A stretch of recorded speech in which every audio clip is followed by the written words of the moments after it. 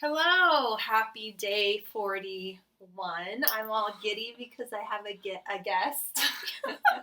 You get to look at somebody besides just me. So this is Lissa, and she's the talented, beautiful, wonderful maker of the pieces at leafleather.com, and I'm going to link to that in the description below, and I encourage you to check it out. She and I are collaborating on some pieces for Pretty by JL. So, yes, so Lissa's here today and was helping me. We went live at the Pretty Kind campaign, blah, blah, blah. That's on Instagram if you want to check that out. But I'm going to read you a paragraph today, and I figured I'm going to read Lissa a paragraph today, and you. This is the first person, in person that I've ever read anything to. She's like, I told her, this is a lot of pressure. I told her, don't be scared and don't pretend to like it. And I'm going to actually set this up just a teeny tiny bit. It's about the billy goat. I'm doing one paragraph, so I'm not telling you about before or after, but anybody who's local who have you been to the billy goat? No. Okay. I'm not that local. It's a long drive still. It is. Okay, she lives up on the mesa. But any of you who listen to this, but I know of the billy goat. Okay, if you've been to the billy goat, and I encourage your feedback on the paragraph, because the memory that I'm reading about is from over 15 years ago, and it's changed owners since then. Ashley owns it now, and I haven't been there many times or often, and I actually don't know if the paragraph, I just let myself have fun with it today. So this scene that I'm reading a paragraph from is what's been really kind of giving me a hard time the last few days. It's been hard for me to get into, because I'd have to say it's a very solid and sturdy memory, but it was very much a shell. I didn't give it the attention that it needed when I first wrote it. So it was really just holding space in the manuscript. And so those sorts of situations then really require me to go to that place and remember. And then I tend to fight. I'll visualize something, yet it's just too much work to write that. How do I write that? And I have to remind myself, stop struggling. Just write it. Write what you see. And I just have to let myself relax and write what I see, and then read it, and then fix it, and then it's just a process. So, okay, we're already at 3 minutes. I'm going to pull up the manuscript. Per usual, you guys are going to see my face. I'm not going to see my face because I'm reading. Lissa's not going to see her face. This is fun. Lissa's not going to see her face.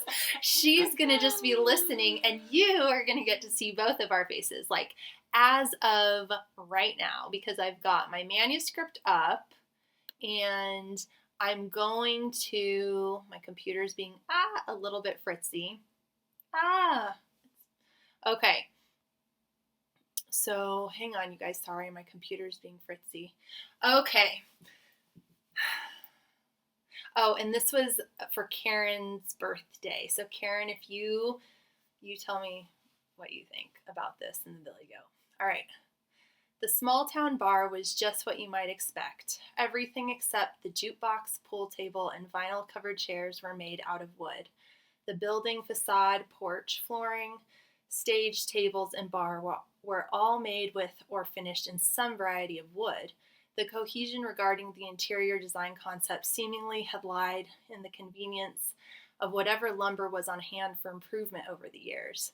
The floor that led in was my very favorite kind of floor to walk on, with leather-soled lucchese. Each step clicked harmoniously, as if to a song written by the old building, and sent the subtlest of vibrations up my legs. The old porch warranted suggestions that an outlaw might have hid something beneath the planks that constructed it, in the empty, dark, and protected space between the earth and clicking of boots overhead. The cash and ammo stash would find comfort in the musty smell of damp dirt and cedar, if only it had a nose.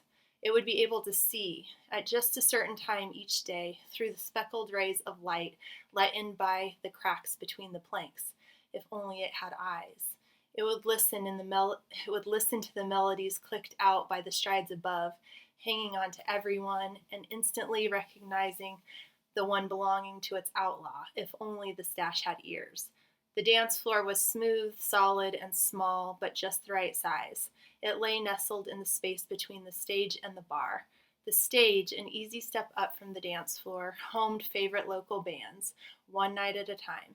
Intimate, quaint, and rustic are the words that describe the Billy Goat Bar and Saloon. It exists complete with gravel parking and a bustling back door. I'd never witnessed a bar fight, but I'd confidently have betted that the goat had. Okay. I am so flustered. I'm like, oh my gosh, is my skin turning splotchy? Like, it probably is, just from having somebody here. I read that so bad, but since this is my memoir video diary, I'm going to post it. It is what it is, and I have no feeling about that paragraph right now, but I know that I loved it this morning. So, what do you think? Any thoughts? Yes. With you reading it, I just tried to envision what you were trying to say, and I thought I was right there, underneath of those steps with all the musty money and the shells and whatever else. It's silly because I let myself go with that part of it, and it's like I was just describing the bar, which there are, of course, paragraphs before that and paragraphs after that that will, like, paint the scene. Mm-hmm. But that was the paragraph that I worked with and had fun with this morning. But, okay, thank you for that. I'm very vulnerable. Like, it's so strange. So, yeah, I'm just going to end this video now. And it's 7 minutes. That's a really long time. Okay, thank you. You're welcome.